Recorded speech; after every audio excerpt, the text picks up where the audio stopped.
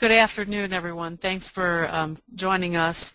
As Susan said, she wanted me to tell my personal story, which is that I started engineering school a while ago, and I had a math ACT of about 35 and a verbal ACT of 33 or something, and I had no problems whatsoever with the engineering curriculum until I got to my first engineering graphics course. And because I had poorly developed spatial skills, I really struggled in that course. It was the first time in my life that I had ever struggled in an academic course, and so I became very discouraged and almost left engineering as a result. Eventually I persisted, got through my engineering classes, developed some of my spatial skills along the way, and I started teaching engineering graphics. And I noticed that a number of my students, in particularly, it seemed like the young women, were also having troubles with their visualization in the engineering graphics course. And due to my previous experience and my teaching interests, I then started a research program in helping students develop their spatial skills. We got a grant from the National Science Foundation in 1992 to launch this work, and I've been doing this ever since. A recent report just came out from the National Science Foundation, and the title of the report is called Preparing the Next Generation of Innovators. And in this report they bring out that innovators typically have strong spatial skills as well as strong verbal and math skills. And throughout this report they express the need to look merely beyond verbal and math skills when identifying STEM talent, because spatial skills are so important to success. So as quickly as you can, this is the test we give during freshman orientation at Michigan Tech. I want you to look at this and tell me what the purpose of the test is. You have an object on the top line here. This object has been rotated in space. You need to rotate this in space by the same amount and then choose what it would look like if it underwent the same rotation. And in this case, the answer to this is D.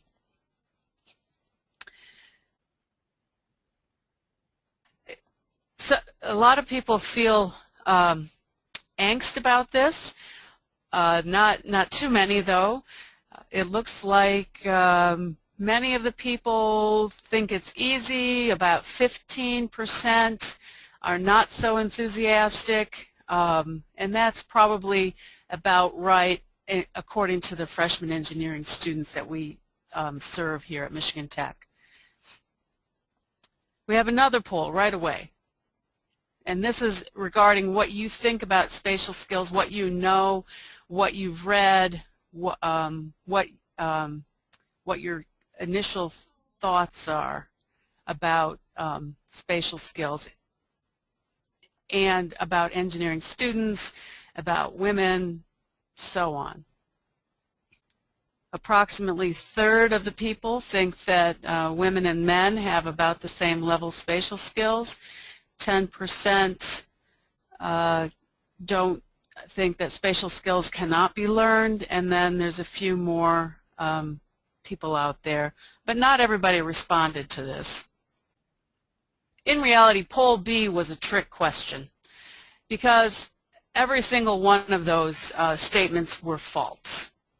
In other words, not all of your students have well-developed spatial skills. Spatial skills have been shown time and again through countless research studies to be important to success in engineering and, in fact, important to success in almost all STEM fields. The spatial skills of women typically lag behind those of the men, and this also holds true for students from lower SES groups. SES stands for socioeconomic status. This includes many of your first-generation college students. So chances are, if you have a first-generation college student, they are also joining your program with poorly developed spatial skills. But the most important thing that I want to talk about today is that spatial skills can be learned. We have demonstrated this at Michigan Tech. It has been demonstrated by other people around the country, not just us. And this is something that's really important, I think, that you take away from today's webinar. So at Michigan Tech, we test our students during freshman orientation, our engineering students that is, and approximately 10 to 15% of our students fail that Purdue test, the test that you took the question from previously, during orientation. Approximately about 10% of the male students fail the test, but nearly 1/3 of the female students, and sometimes it's been as high as 40%. So you can see that this is a problem that really impacts women more than it does men. And from studies conducted by the Johnson O'Connor Research Foundation, they tested 64,000 professionals who were out there working in the field, and they found that the engineers here are at the left end here, along with the architects right next to them. But the engineers and architects need to have the best, or have the best developed spatial skills compared to all these other applications or occupations. And most of the things on the left end here are all within the STEM disciplines. The gender differences are robust and consistent. We found this time and again. Like I said, at Michigan Tech, we test our engineering students every year during orientation. And you can see we have data going back to 1996. And the other thing you need to know is that this dot here represents about 100 students, and this dot here represents about 700 students. So this gender gap here between men and women is highly, highly statistically significant. And you can see it goes along pretty much every year. We have the same gap in spatial skills between men and women. So as I said, we got funding from the National Science Foundation in 1992 to develop a course. We got a second grant in 1998 to develop multimedia software and a workbook. We've been offering a spatial skills class at Michigan Tech since 1993 without fail. And from the period of 1993 to 2008, students who failed the Purdue test during orientation were encouraged to enroll in the course, but they weren't required to. Based on the data that we have, the engineering chairs at Michigan Tech made a change starting in 2009 so that now all students who fail the Purdue test are required to enroll in the spatial skills course. And we define failure as scoring 60% or lower on the Purdue test. The course looks like this. We meet for one 1.5-hour lab session each week. It's a 1-credit course. We start with a short mini lecture of 10 to 15 minutes. Then the students will work through the software module for that day in teams of 2 typically, and they complete the workbook pages for the remainder of time. Most of the time they do that as a kind of a team effort also, but not always. This is what the software looks like, and I'm showing you this because you can see then the types of topics that we offer in the class. We do isometric drawings, orthographic drawings, we do rotations, and combining solids. And so this is pretty much the outline for the course. We do one of these modules each week. If we look at gains on this test, the Purdue test up here, the original course was when Michigan Tech was on quarters. This is from 1993 to 1999. The modified course is when we were on semesters, and this data is actually just from 2000 to 2002. We see similar results nearly every year. But you can see that the students started at about a 50% and they ended up in the mid-70s at the end of the spatial skills course. And what I'd like to point out about this is that these numbers here, this middle 70% average, this is approximately what the average is for engineering students, for all engineering students when we test them during orientation. So we basically are taking students who are way behind in their spatial skills and bringing them up so that they're about average with their peers in the engineering courses. And you can see the significance of the gain, highly statistically significant. Through every year we get a statistically significant gain. We've done several longitudinal studies to look at the long-term impact of this course. And the types of things we've looked at are grades and retention rates. So my original draft for this webinar, I had too much data. So I'm trying to cut back so that you don't go into data overload and just give you the most important results. If you'd like more data, you're free to contact me at any point in time, and I can send you papers or other publications that have all of the details of the data in them. But for students who failed the Purdue test and then went on to enroll in the Spatial Skills course, what we have found is that they earned better grades in a variety of courses listed here: calculus as well as pre-calculus, chemistry, computer science, engineering and graphics, physics, and that their overall GPA is higher when compared to students who failed the Purdue test but did not enroll in the course. So you can see from this data right here, these are the students who enrolled in the Spatial Skills course. These are the students who, again, failed the Purdue test but did not enroll in the Spatial Skills course. These are our students with weak spatial skills. They had a statistically higher grade in all of these courses, except chemistry is not so significant as the others. And they ended up with a higher GPA than the students who had weak spatial skills and didn't go through the intervention. We also looked at the students who failed the Purdue test and enrolled in the course and compared them to, the students who failed the Purdue test and did not enroll in the course, but also those who passed the Purdue test with a score between 60 to 70%. So they kind of got it. They were a D student in spatial skills, but they did pass with our cutoff.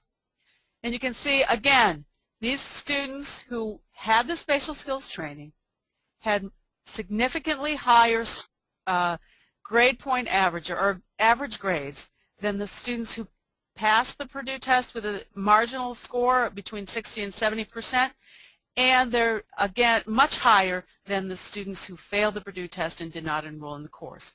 If we look just at the computer science, you can see that the students who took the spatial skills course, who needed it, had an average grade of just above a B in the course, and the students who passed with a marginal score had about a C+, and the students who failed got a solid C in the course.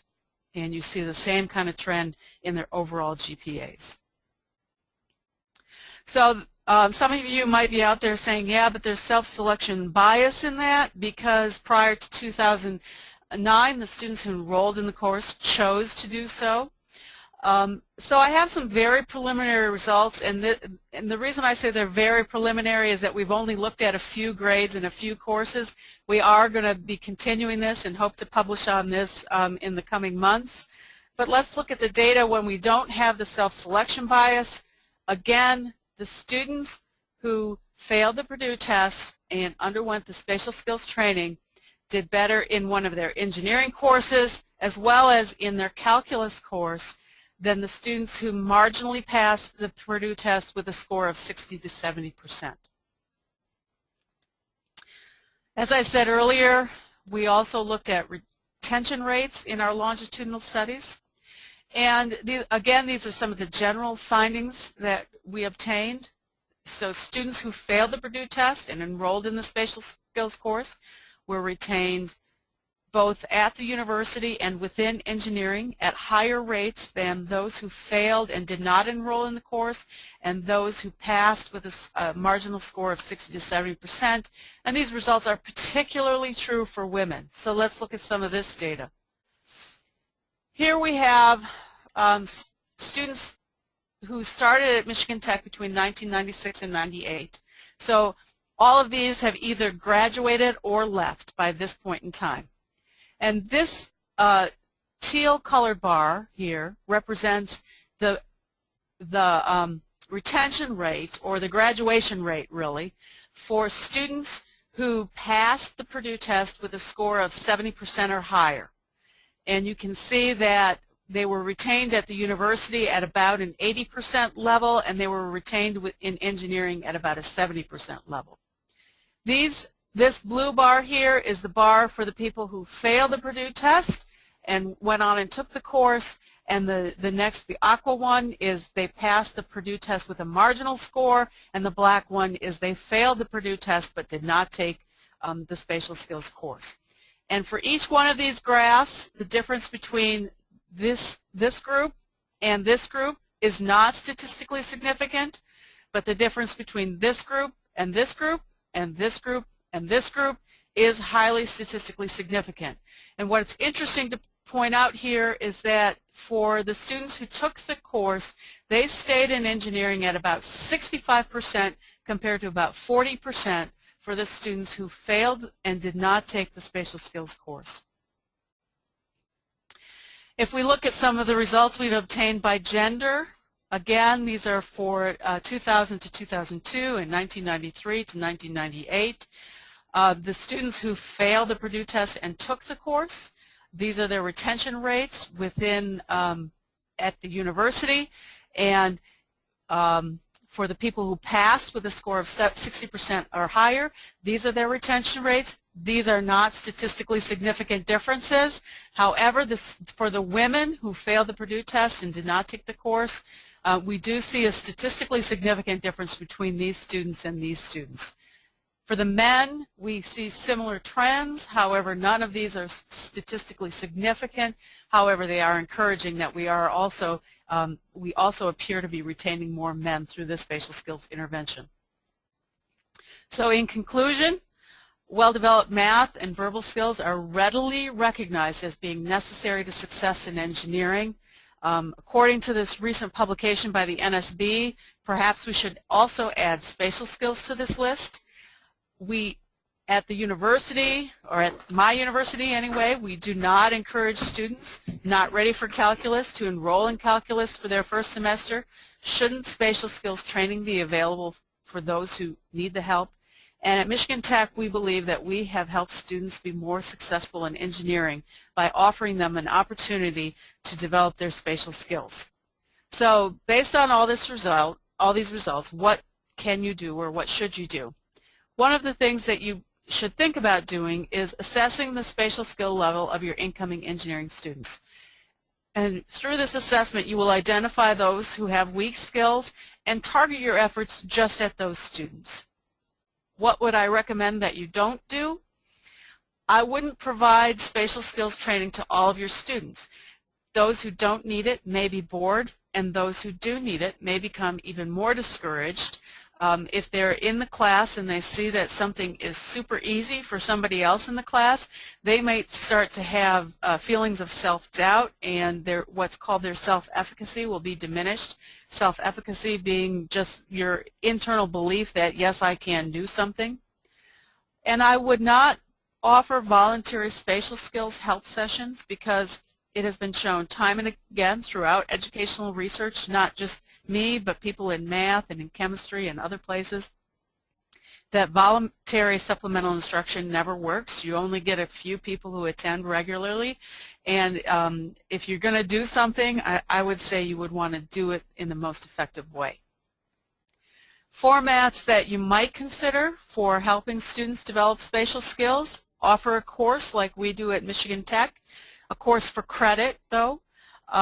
You could have required supplemental instruction sessions or required tutoring sessions, similar to requiring tutoring sessions for students with weak math skills, if your university allows you to do that. Not all of them do. You could provide spatial skills training as part of a summer course or a summer bridge program.